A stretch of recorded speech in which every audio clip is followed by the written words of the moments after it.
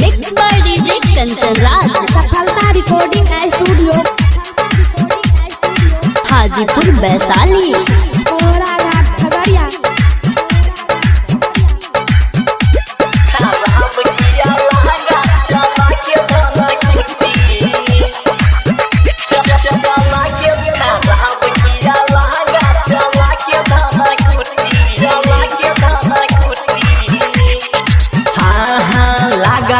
सहिया के लागल छूला मोती, लागता कि सहिया के सखी रे, लागता कि सहिया के लागल छूला मोती। खराब किया लहंगा चला के धना कुटी, खराब किया लहंगा चला के धना कुटी, चला के धना कुटी, चला के धना कुटी। मनमा करेला नहीं बगल में सूती, मनमा करेला मायर, मनमा करेला नहीं बगल में सूती। खराब किया लहंगा चला के धना कुटी, खराब किया लहंगा चला के धना कुटी, चला के धना कुटी, चला के खराब किया लहंगा चला के धना डीजे कंचन राज,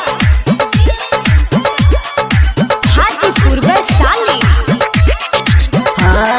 घरबा में रहे हरदम जाला ना बहरी, घरबा में रहे, घरबा में रहे, घरबा में रहे। आए हाय घरबा में रहे हरदम जाला ना बहरी, किल्ली लगावेला दिने दुपहरी, दिने दुपहरी। सखी करेला ऐसे जैसे बर जाला खुटी, करेला ऐसे जैसे माई रे, करेला ऐसे जैसे बर जाला खुटी। खराब किया लहंगा चला के धना कुटी, खराब किया लहंगा चला के धना कुटी, चला के धना कुटी, चला के खराब किया लहंगा चला के धना। Mix by DJ Kanchan Raj, Hajipur Vaishali. परमुद दे हाथी पिया महाने ना बात हो, परमुद दे हाथी पिया, परमुद दे हाथी पिया, परमुद दे हाथी पिया रे सखी।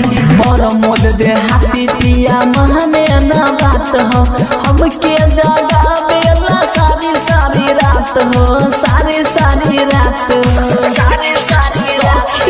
नैहर के जोगा सब धन लुटी, नैहर के जोगहबन, नैहर के जोगहबन सब धन लुटी। खराब किया लहंगा चला के धना कुटी, खराब किया लहंगा चला के धना कुटी।